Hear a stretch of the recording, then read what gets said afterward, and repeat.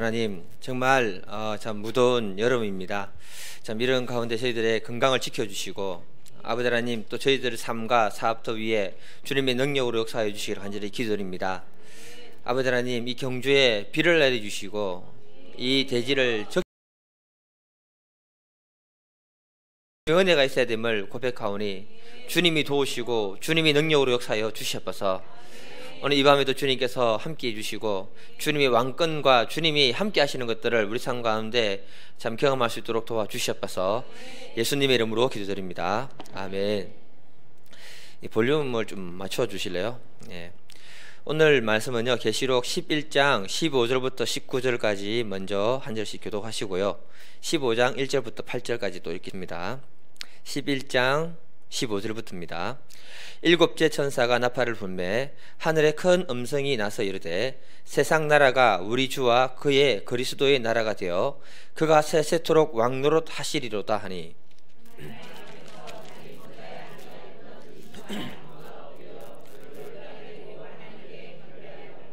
이르되 감사하옵나니 옛적에도 계셨고 지금도 계신 주 하나님 곧 전능하신 이여 친히 큰 권능을 잡으시고 왕노릇 하시도다.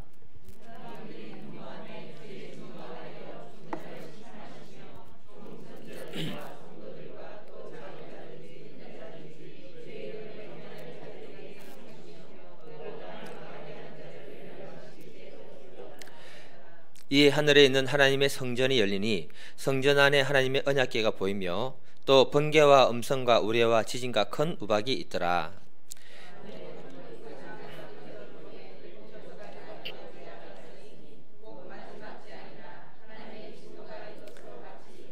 또 내가 보니 불이 섞인 유리바다 같은 것이 있고 짐승과 그의 우상과 그의 이름의 수를 이기고 벗어난 자들이 유리바닷가에 서서 하나님의 검은고를 가지고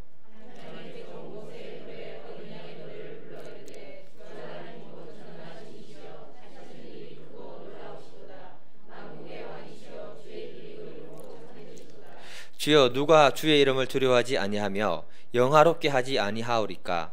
오직 주만 거룩하신나이다. 주의 의로우신 일이 나타났음에 만국이 와서 주께 경배하리이다 하더라.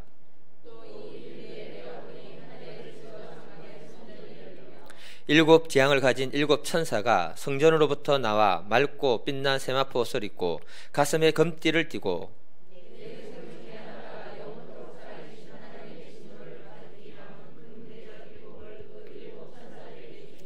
하나님의 영광과 능력으로 말미암아 성전에 연기가 가득 차매 일곱 천사의 일곱 재앙이 마치기까지는 성전에 능히 들어갈 자가 없더라.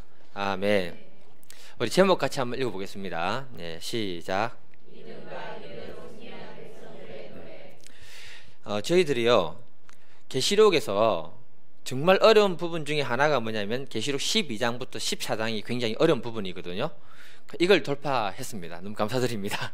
예. 돌파해도요, 어려워가지고 잘 모르시는 부분이 있을 겁니다. 예. 근데 이 계시록 12장부터 14장까지 이야기는요, 계시록 11장과 15장 속에 있는 내용입니다. 이해가 되시죠? 예. 전체적으로 계시록 11장부터 15장까지는요 구조적으로 어렵고 내용이 같이 어렵습니다. 그래서 계시록 강의할 때 이 부분이 굉장히 어렵습니다. 내용도 잘 풀어서 전달해야 되고 구조도 굉장히 잘 설명을 해야 되는 게 바로 이 부분이라는 겁니다. 그래서 계시록 설교가요 꾸준하게 한다는 게 쉽지가 않아요. 분위기가 좀 이상하네. 예. 제가 지난 시간에 성경에 없는 단어인 휴거에 대해서 제가 말씀을 드렸잖아요. 이 단어는 세대주의 종말론자들에 의해서 사용된 단어라고 말씀을 드렸습니다. 그래서 우리는 휴거 대신에 어떻게 사용해야 된다고 했습니까? 들림 받는다, 이렇게 제가 말을 성경적으로 이렇게 표현해야 된다고 했습니다. 그러니까 하나님의 백성들이 계시록 14장에 보게 되면 대추수가 있는 장면을 지난 시간에 우리가 확인을 했습니다. 대추수가 있는 그 장면에서 하나님 백성들이 들림 받고 하늘나라로 가는 거예요. 그래서 예수님이 이 땅에 재림을 하신다면 계시록적으로 볼 때 쭉 갈 때 계시록 14장에 대추수하는 그 장면에서 주님이 구름 타고 재림하신다라고 제가 그렇게 설명을 해드렸습니다. 예. 그래서 오늘은요, 오늘 본문을 이해할 때는 그 상태에서, 그러니까 들림 받은 상태에 있는 그 천국 백성들이 있는 곳에서부터 시작을 한다라고 생각하시면 됩니다. 우리가 오래전에 독수리가 날아가면서 화가 있다라고 이렇게 설명을 해드렸잖아요. 두 번째 화까지는 설명했고요. 마지막 세 번째 화가 되는 일곱 번째 나팔에 대해서는 설명을 안 하고 넘어가는 게 바로 뭐냐? 계시록 12장부터 14장까지입니다. 세 번째 화에 대한 이야기는 계시록 16장에 나옵니다. 예. 그러니까 계시록 16장 그 이전까지는 그 이야기가 없기 때문에 구조가 굉장히 복잡하게 되어 있어가지고 이해하는 사람들이 굉장히 어렵게 되어 있습니다. 계시록 11장 15절 이후부터는요, 원래는 세 번째 화에 대한 뭐냐면은 세상에 심판받는 게 나와야 되는데 그런 심판이 나오는 것이 아니고 이 땅의 심판과 함께 하나님의 백성들이 상을 받아야 된다는 얘기를 얘기하고 있어요. 우리 같이 계시록 11장 18절을 한번 읽어보겠습니다. 계시록 11장 18절입니다. 시작. 이방들이 분노하며 주의 진노가 내려 죽은 자를 심판하시며 종 선지자들과 성도들과 또 작은 자든지 큰 자든지 주의 이름을 경외하는 자들에게 상 주시며 또 땅을 망하게 하는 자들의 멸망시키실 때로소이다 하더라. 세 번째 화에 대한 내용이 전개되어야 되는데 그 얘기는 없고 뭐라고 합니까? 상벌에 대해서 얘기하고 있죠. 18절에서. 예. 우리가 하나님 앞에서 상과 벌은 언제 받는 거예요? 확인하는 거예요? 마지막 심판 때 하나님 앞에 섰을 때 상과 벌이 결정되어지는 것 아닙니까? 그런데 이 장면을 갖다가 우리가 어떻게 유추를 할 수 있느냐 하면은 하나님 나라에 지금 올라가 있는 장면으로 여러분들이 유추하고 받아들여야 되는 거예요. 이때 세상에서 믿음과 인내로 지켰던 신앙을 지켰던 그 백성들에게는 하나님 이제는 상을 주셔야 되고 끝까지 하나님을 거부했던 그 사람들에게는 심판을 내려야 할 때입니다 라고 18절에 얘기하고 있는 거예요. 그러니까 오늘 제가 나누는 이 본문 11장과 15장은요 같은 장면으로 보시면 되는 겁니다. 예. 그 사이에 12장부터 14장이 들어가 있는 거예요. 전에 제가 나눠드렸던 그 유인물 보시게 되면요 그 구조를 그대로 해가지고 지금 나눠드렸거든요. 참고하시면 되고요. 개인적으로 공부하시면서 질문을 아무도 안 하시던데 질문하시면 제가 더 상세하게 개인적으로 이렇게 풀어드리도록 하겠습니다. 예. 오늘 말씀을 통해서 구원받은 그 백성들의 환희와 기쁨에 대해서 같이 한번 살펴보도록 하겠습니다. 우리 1번 첫 번째 소제목 같이 한번 읽어볼게요. 예, 시작. 예. 15절도 11장 15절도 같이 읽겠습니다. 본문 11장 15절. 시작. 일곱째 천사가 나팔을 불매 하늘에 큰 음성이 나서 이르되 세상 나라가 우리 주와 그의 그리스도의 나라가 되어 그가 세세토록 왕노로 하시리로다 하니. 지금 우리가 그냥 읽었잖아요. 본문에 보면 사도 요한에게 뭡니까? 큰 음성으로 요한에게 들렸다라고 얘기하잖아요. 그러니까 이 말씀이 우리가 이게 글로 되어 있기 때문에 그렇지만 우리가 상상을 하게 되면은 그 땅에서 그 백성들이 악한 권세자들 밑에서 그들이 왕노릇하면서 하나님의 백성들을 핍박하고 죽이고 온갖 악행을 다 저질렀거든요. 12장부터 14장을 보게 되면 그때 그 백성들은 그 세상 권세자들 앞에 섰을 때 연약하고 힘없고 아무것도 아닌 그런 존재들로 그들 앞에 서게 된 거예요. 그런데 하나님의 나라에 가서 이 세상을 마지막으로 심판하는 그 모습을 볼 때 큰 감격으로 그들이 부르짖어서 하는 노래가 바로 이 본문 이야기라고 얘기하고 있는 거예요. 뭐라고 하느냐? 세상 나라가 우리 주와 그리스도의 나라가 되어 그가 세세토록 왕노릇 하시리로다. 엄청 큰 목소리로 그 음성으로 그들에게 사도 요한에게 들려졌다라고 말하고 있는 거예요. 하나님의 백성들이 흥분해서 하는 노래가 바로 이 본문이라고 말하고 있는 겁니다. 그 시대 사도 요한 시대에 이 본문을 보는 그 백성들은요 굉장히 위로를 받았을 겁니다. 왜? 세상 권세자들과 황제들이 그 백성들을 얼마나 무시하고 죽이고 했습니까? 그럼에도 불구하고 하나님이 이 나라를 다스리는 왕이라는 것을 선포하는 것이고요. 그리고 하나님이 그 세상 권세자들까지 심판하는 하나님이라는 것을 말해주고 있기 때문에 굉장히 그들에게 위로를 주고 힘을 주는 본문이 바로 오늘 본문이라는 거예요. 우리가 세상 주권자가 오직 하나님이라는 사실을 갖다가 마음에 받아들일 수 있기를 간절히 기도드립니다. 다니엘 시대를 보게 되면요 세상을 지배했던 왕이 누구냐? 느부갓네살 왕이거든요. 그가 그 다니엘과 그 백성들을 포로로 끌고 가고요 느부갓네살은 그 시대에 하나님과 같은 존재로 앉아가지고 세상을 움직였던 왕이 느부갓네살 왕이라고 성경은 소개하고 있습니다. 그런데 하나님은 다니엘 7장을 보게 되면요, 세상의 나라가 왕이 나오는데 사자 같은 왕이 나오고요, 하나는 곰 같은 왕이 등장하고요, 또 하나는 표범 같은 왕이 등장하고요, 마지막에는 말할 수 없는 짐승의 모습으로 한 왕이 등장한다라고 성경은 기록해 주고 있어요. 이게 무슨 말입니까, 여러분? 세상 통치자는 늘 바뀐다. 예. 여러분, 그러면 영원한 권세가 있습니까, 없습니까? 없습니다. 통치자가 바뀌면 그 정책들은 다 어떻게 된다? 바뀐다. 당연한 거 아닙니까, 여러분? 어느 역사를 봐도요, 정권이 바뀌면 모든 정책은 다 바뀐다. 그런데 중요한 것은 우리 하나님의 정권은 바뀐다? 안 바뀐다? 안 바뀐다. 예. 그래서 우리가요, 하나님의 말씀을 믿을 수 있는 거예요. 왜냐하면 그분이 공약한 모든 공약들 바뀐다, 안 바뀐다? 안 바뀐다는 거죠. 하나님의 말씀을 믿을 수 있는 이유와 근거가 여기 있다는 것을 우리에게 말씀해 주고 있는 겁니다. 하나님은 다니엘에게요, 세상 나라들을 설명해 주고 난 다음에요, 하나님의 나라를 설명해 줍니다. 다니엘 7장 9절을 한번 읽어보겠습니다. 7장 9절입니다. 예. 시작. 내가 보니 왕자가 놓이고 외적부터 항상 계신 이가 좌정하였는데 그의 옷은 희기가 눈 같고 그의 머리털은 깨끗한 양의 털 같고 그의 보좌는 불꽃이요 그의 바퀴는 타오르는 불이며 옛날부터 항상 계시던 하나님을 보여주었다, 이렇게 얘기합니다. 그리고요, 7장 14절도 한번 볼게요. 7장 14절. 예.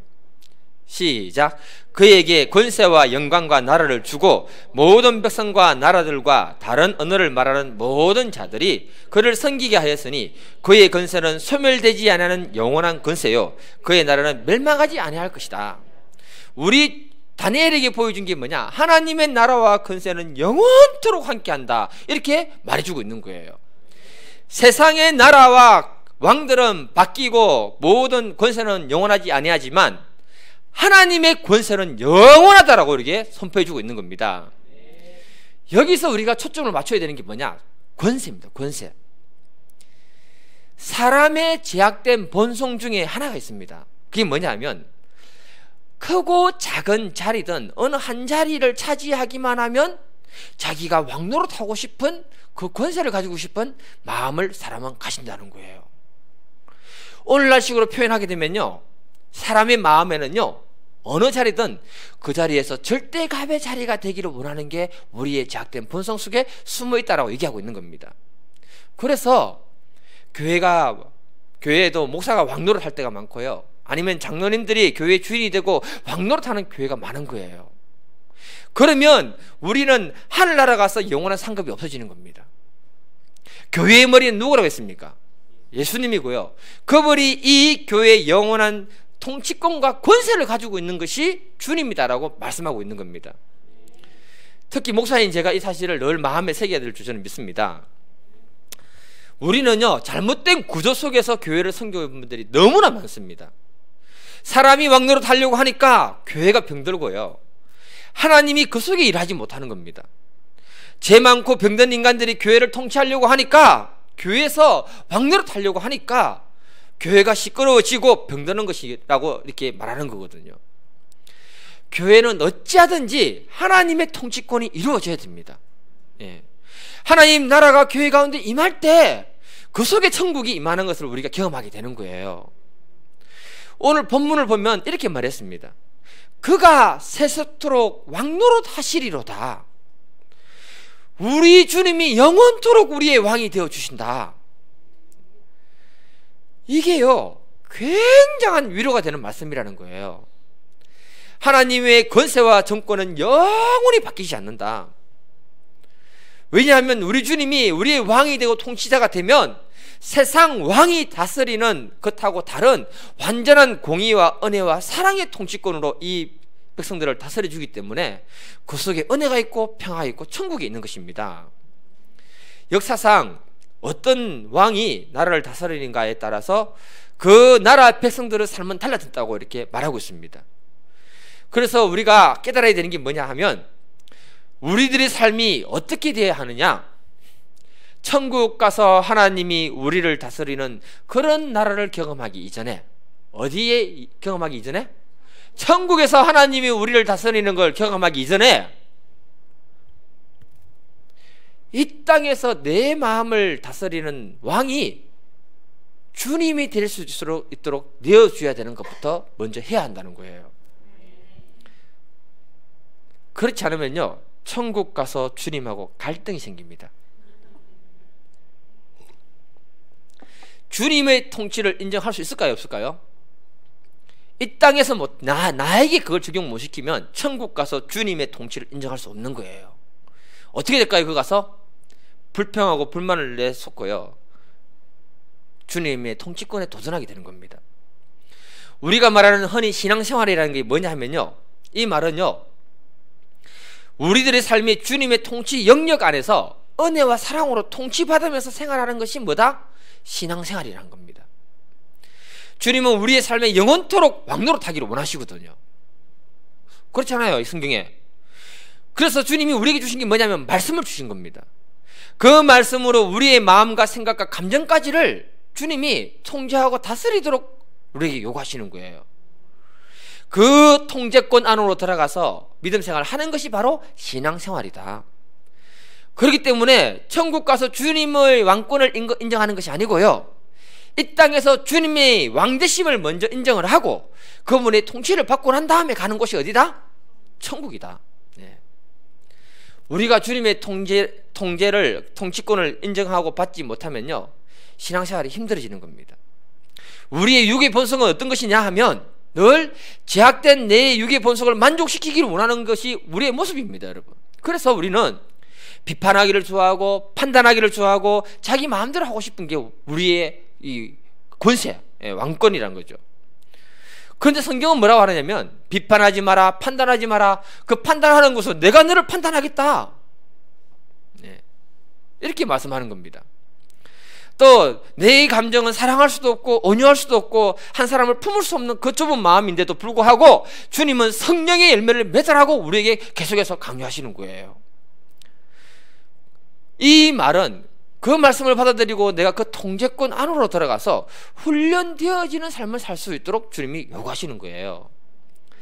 우리가 하나님 말씀 앞에서 자신의 생각과 감정과 생각을 내려놓고 순종하지 못하면 예수 그리스도의 제자가 될 수 없는 겁니다.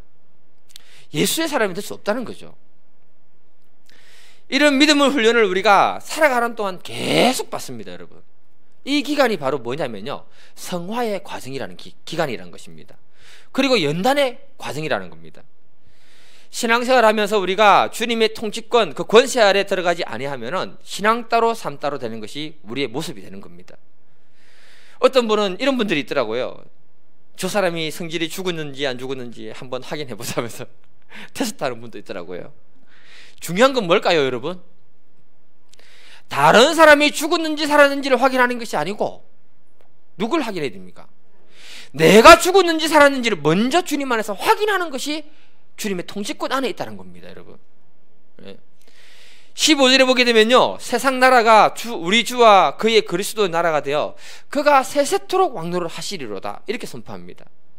온 땅이 주님의 통치를 벗어날 수 없다.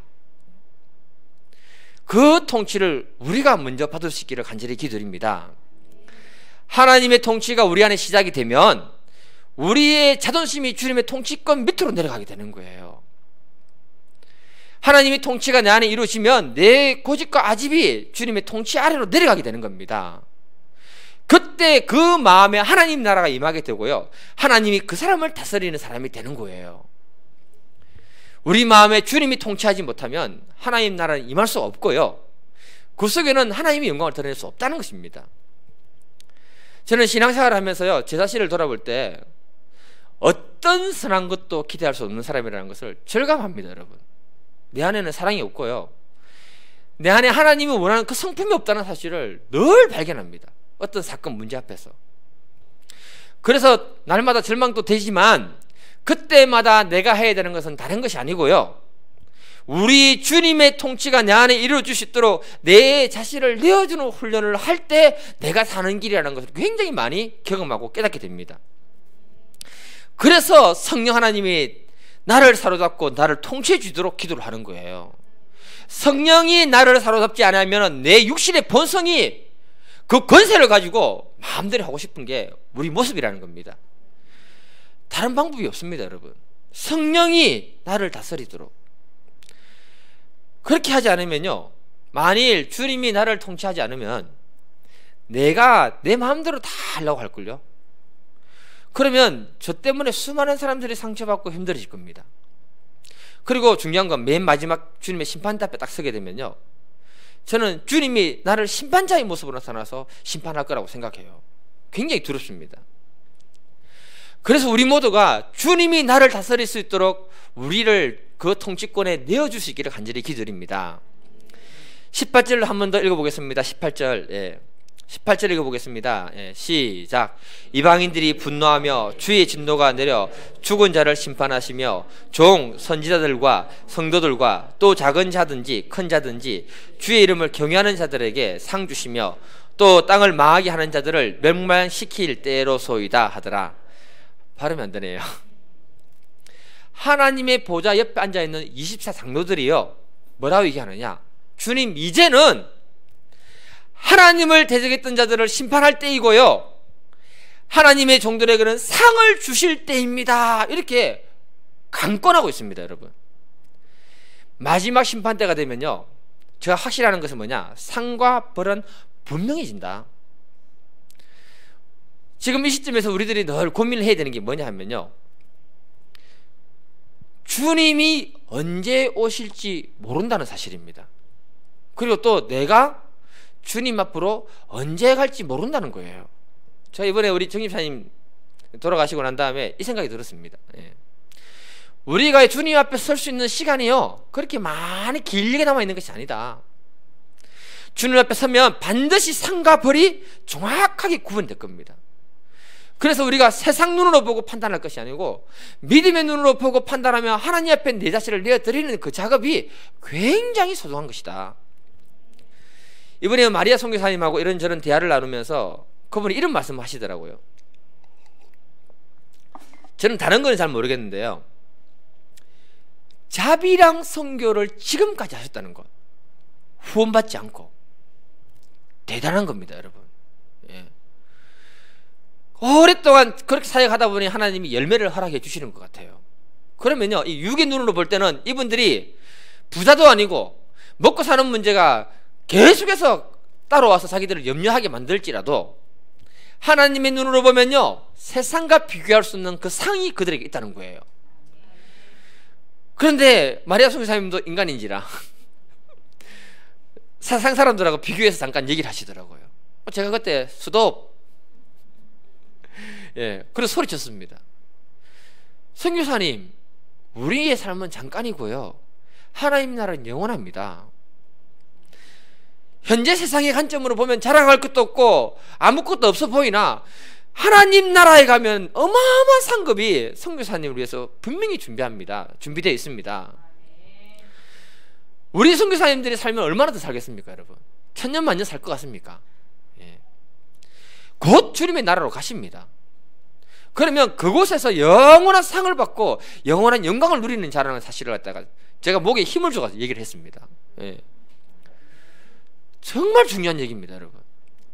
그래서 오늘 본문 말씀에서 보면 24장로들이 이 세상에서 하나님을 대적했던 무리들은 완전하게 심판하시고 하나님의 종들과 선지자들과 성도들에게는 크든 작든 상을 주시옵소서 이렇게 말씀하시는 거예요. 주님이 우리를 통치할 수 있도록 내어드리고 영원한 나라에 상급이 있는 믿음의 사람으로 살 수 있기를 간절히 기도드립니다. 두 번째 우리 소제목 같이 한번 읽어보겠습니다. 시작. 구원받은 자들의 승리의 노래. 15장 1절을 한번 읽어보겠습니다. 15장 1절 시작. 또 하늘에 크고 이상한 다른 이적을 보매 일곱 천사가 일곱 재앙을 가졌으니 곧 마지막 재앙이라. 하나님의 진노가 이것으로 마치리로다. 하나님의 진노가 이것으로 마치겠다라고 하면서 사도 요한에게 새로운 것들을 보여주는데요, 2절도 한번 볼게요. 2절 시작. 내가 보니 불이 섞인 유리바다 같은 것이 있고 짐승과 그의 우상과 그의 이름의 수를 이기고 벗어난 자들이 유리바닷가에 서서 하나님의 검은거를 가지고. 사도 요한이 보니까요, 짐승과 우상들로부터 벗어난 믿음의 사람들이 불이 섞인 유리바다 가운데 서 있고 검은고로 노래하려고 서 있는 그 모습을 보았다라고 얘기하고 있습니다. 사도 바울이 계시록 4장 6절을 보게 되면요, 하나님 보좌 앞이 수정같이 맑은 유리바다를 보고 거기에 24장로들을 보고 이상한 짐승들을 보았다라고 기록해놨거든요. 그런데 오늘 본문은 똑같은 장소인데 불이 섞인 유리바다라고 우리에게 말하고 있습니다. 무슨 말인가 하면요, 장소는 같지만 그 장소의 성격이 어떻다? 달라졌다는 겁니다. 하나님이 그 세상을 향한 그 분노, 진노를 갖다가 붓는 그 장소로 지금 우리에게 얘기해 주는 거예요. 다시 말해서 마지막 대추수를 통해 가지고요, 믿음으로 승리한 모든 사람들이 불이 섞인 유리바다 가운데 서서 세상을 심판하는 그 하나님을 보시면서, 그리고 그들은 구원받은 기쁨을 노래하는데 검은 걸 틀면서 노래한다는 거예요. 그 노래가 3절에 이렇게 나옵니다. 하나님의 종 모세의 노래 어린 양의 노래를 불러 이르되, 이렇게 얘기합니다. 이 노래를 갖다 우리는 그냥 보는데요, 사실은 큰 감격과 큰 기쁨이 담긴 승리의 노래를 갖다가 이들이 부른다는 거예요. 모세의 노래는 출애굽기 15장을 배경으로 하는 얘기입니다. 이스라엘 백성들이 이집트에서 몇 년 동안 있었습니까? 가물가물하시죠? 예, 틀려도 괜찮아요. 430년 동안 있었습니다. 애굽이 상징하는 것은 뭐냐면 하나님의 백성들을 핍박하고 억압하는 곳이고요, 각종 우상 숭배와 음란과 제약이 넘치는 곳이 바로 애굽입니다. 그곳에서 하나님의 백성들은 하나님 백성답게 살 수 없기 때문에 하나님이 그 백성들을 모세를 통해서 끄집어낸 거예요. 끄집어낼 때 어떻게 됐습니까, 여러분? 일방적으로 하나님이 10가지 재앙을 내려가지고 어떻게 했다? 백성들을 끄집어냈잖아요. 그들이 그곳을 나올 때까지만 해도 은혜가 됐을 거예요. 감사가 되고요. 그런데 문제는 그들이 애굽을 나왔을 때 어디에 부딪힙니까? 큰 홍해에 부딪히고요, 홍해라는 큰 장벽이 부딪히고 난 다음에 뒤에 보니까 자기들을 죽이려 오는 그 애굽의 군대들을 보게 된 거예요. 진퇴양난입니다, 여러분. 그러면서 이들이 그 속에서 굉장히 초조하고 두려워하는 거예요. 지금은 우리가 성경을 보니까, 아니 애굽에서 10가지 재앙을 일으키고 하나님 일방적으로 구원해 주셨는데 뭐 그렇게 답답하게 생각하나, 이렇게 생각하겠지만, 만일 우리가 그 장소에 있었다면 어떻겠습니까? 굉장히 초조하고 두려워지는 거예요. 하나님은 하나님의 백성들을 구원할 때요, 때로는 이런 환경을 허락하신다는 거예요. 앞으로도 나아갈 수 없고 뒤로도 나아갈 수 없는 그런 상황들을 우리에게 허락하시는 겁니다. 이게 바로 믿음으로 살아가는 우리들의 모습이라는 거예요. 그런데 이때 하나님이 하신 게 뭐냐? 백성들에게 요구한 것이 뭐냐? 출애굽기 14장 13절하고 14절을 읽어볼게요. 같이 읽겠습니다. 시작.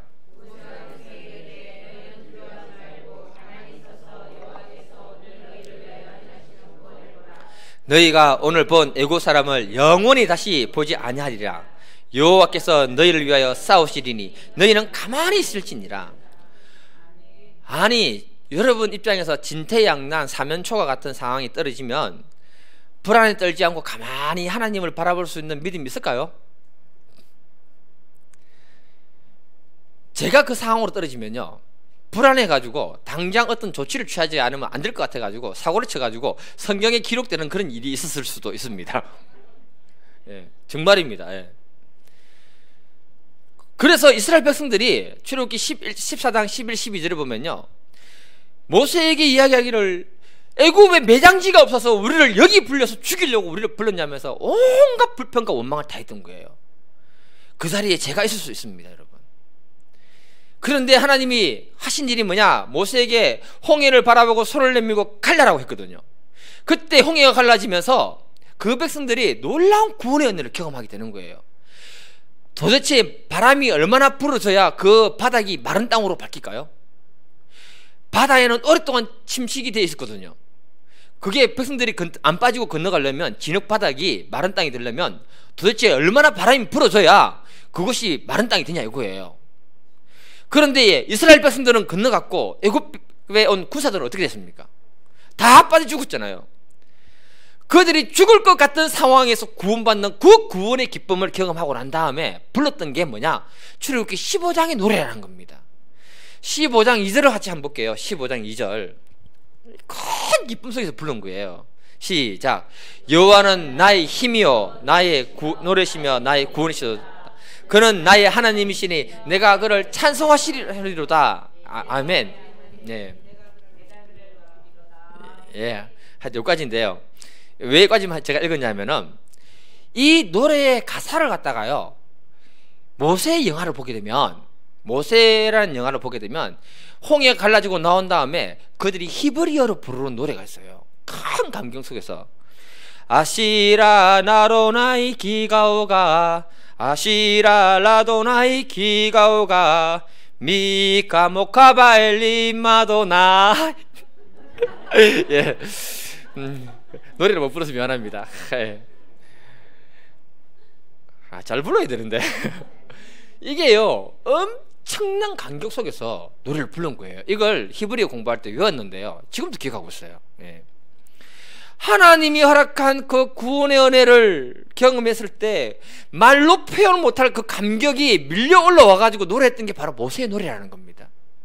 이것처럼 어린 양의 노래도 다른 게 아니고요, 주님의 그 십자가의 죽음과 피 흘림을 통해 우리를 정결하게 하고 마지막에 우리들을 영원한 심판과 사망에서 분리해서 구원하신 그 주님을 볼 때 우리의 가슴이 너무나 뜨겁고 감격스러워서 나도 모르게 큰 목소리로, 큰 감격으로 부르는 노래가 바로 어린 양의 노래라고 말해주는 거예요.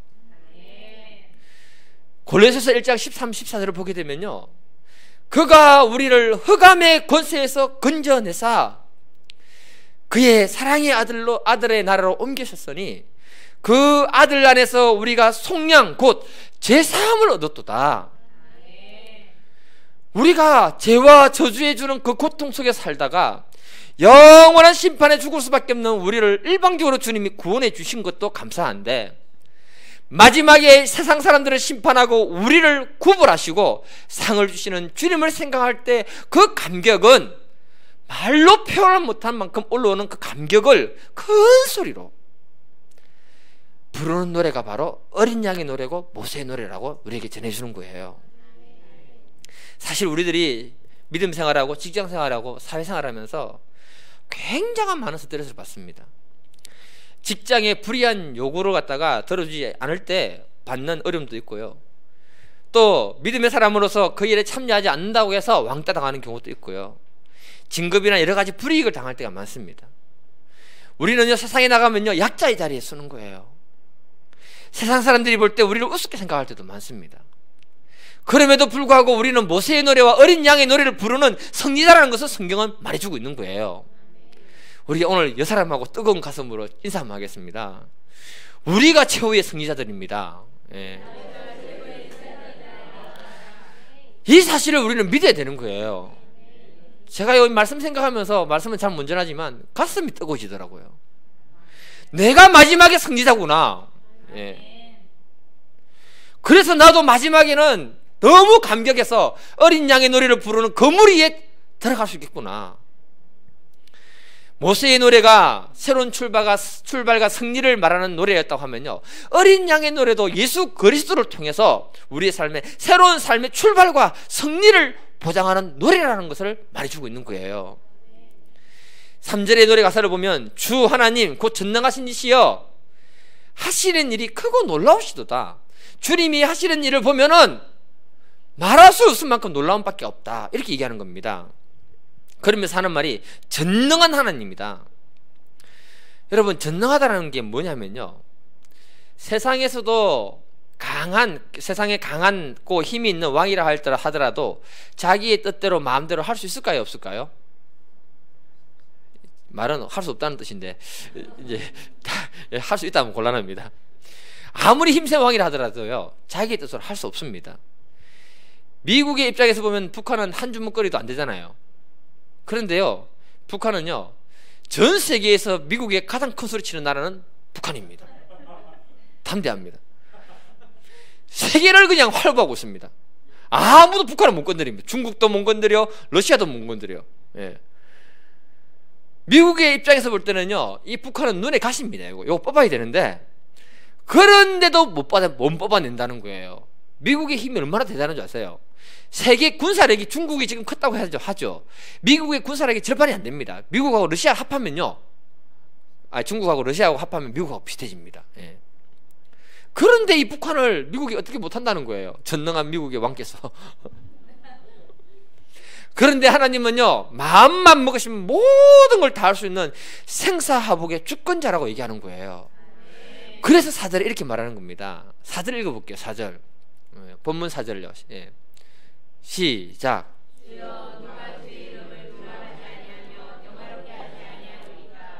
오직 주만 거룩하시나이다.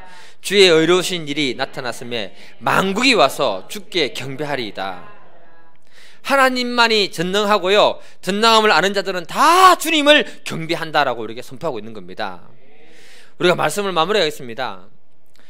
정말 우리가 구원받은 하나님의 백성이라면 죄와 저주로부터 이끌어내고 영원한 상급을 주시는 그 하나님을 생각할 때 큰 감사와 큰 감격으로 노래할 수 있는 믿음의 사람이 될 수 있기를 간절히 기도드립니다.